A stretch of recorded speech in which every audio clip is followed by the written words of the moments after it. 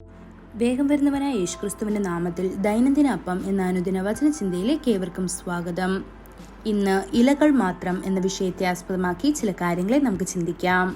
അതിനാധാരമായ ഒരു വാക്യം വായിക്കാം. മർക്കോസ് 11:13 അവൻ ഇലയുള്ള ഒരു അത്തിവൃക്ഷം ദൂരത്തു നിന്ന് കണ്ടു. അതിൽ വല്ലതും കണ്ടു കിട്ടുമോ എന്ന് വെച്ച് ചെന്നു. അതിനരികെ എത്തിയപ്പോൾ ഇലയല്ലാതെ ഒന്നും കണ്ടില്ല. അത് അത്തിപ്പഴത്തിന്റെ കാലമല്ലാഞ്ഞു. കർത്താവായ യേശു അത്തിമരം കണ്ടപ്പോൾ എന്തെങ്കിലും പഴങ്ങളുണ്ടോ എന്ന് പരിശോധിക്കാൻ അവൻ അടുത്തെത്തി. അതിന്റെ പഴം തിന്നാനും വിശപ്പടക്കാനുമാണ് അവൻ വന്നത്. പക്ഷേ വിശപ്പടക്കുന്നതിന് പകരം നിരാശ മാത്രം ഉണ്ടായി.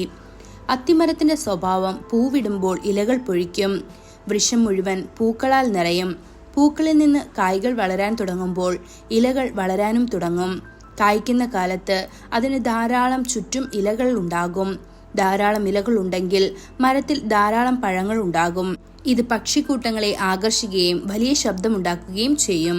വിശന്നു വലഞ്ഞ യേശുക്രിസ്തു അത്തിപ്പഴം തിന്നാൻ കിട്ടുമെന്ന പ്രതീക്ഷയിൽ ഇലകളുമായി നിൽക്കുന്ന അത്തിമരത്തിനരികിലെത്തി. പക്ഷേ അവിടെ അവന് ഇലകളല്ലാതെ പഴങ്ങൾ കണ്ടെത്താനായില്ല. ഇലകൾ അത്യാവശ്യമാണ്. ഇലകൾക്ക് വിശപ്പടക്കാൻ കഴിയാത്തതിനാൽ ദൈവം ഫലം പ്രതീക്ഷിച്ചു. പഴങ്ങൾ ഉണ്ടായിരുന്നെങ്കിൽ അവ ഭക്ഷിക്കുകയും തൃപ്തനാകുകയും കൂടുതൽ ഗ്രാമങ്ങൾ സന്ദർശിക്കുകയും ശക്തമായി ശുശ്രൂഷിക്കുകയും ചെയ്യാമായിരുന്നു. പഴമില്ലെങ്കിൽ എന്തു പ്രയോജനം? അത് ഭൂമിക്ക് മാത്രം ഭാരമായിരിക്കും. ഇന്നും മിക്ക ക്രിസ്ത്യാനികളുടെയും ജീവിതത്തിൽ ഇലകൾ മാത്രമേ കാണപ്പെടുന്നുള്ളൂ. നാമമാത്രമായ ക്രിസ്ത്യാനികളായി അവർ തങ്ങളുടെ ജീവിതം നയിക്കുന്നു. എന്നാൽ അവർ കർത്താവിന് ഫലം നൽകുന്നില്ല. ആത്മാവിന്റെ ഫലങ്ങൾ അവരിൽ കാണുന്നില്ല. തങ്ങൾ ക്രിസ്ത്യാനികളായി ജനിച്ച് എങ്ങനെയെങ്കിലും ജീവിതം കടന്നു പോകട്ടെ എന്ന ചിന്താഗതിയിൽ അശ്രദ്ധമായി ജീവിക്കുന്നു.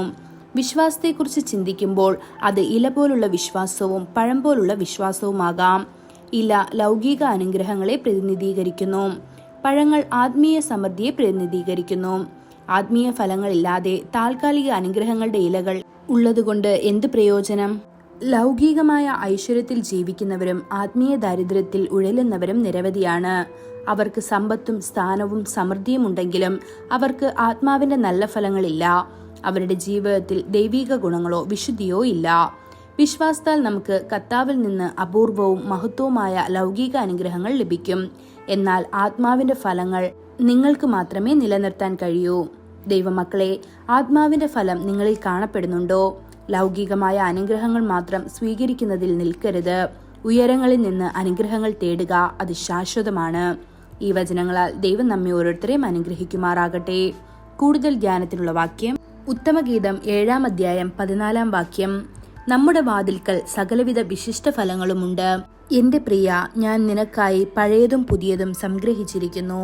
ഇന്നത്തെ ബൈബിൾ വായന രാവിലെ സങ്കീർത്തനങ്ങൾ 20, 21, 22 അധ്യായങ്ങൾ.